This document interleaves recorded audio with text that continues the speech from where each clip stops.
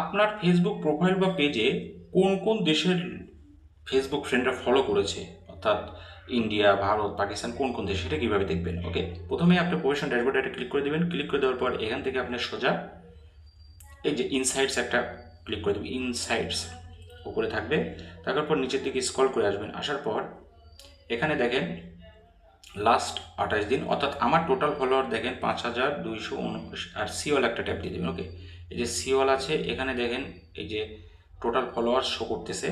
তো এটা আমার নতুন প্রোফাইল, আমি আবারও বলছি পুরাতন প্রোফাইলটা আমার নষ্ট হয়ে গেছে যে কোনো কারণে। তো লাস্ট 28 দিন দেখেন উল্লেখ আছে, এখান থেকে আপনি দেখেন টোটাল ফলোয়ার দেখাচ্ছে।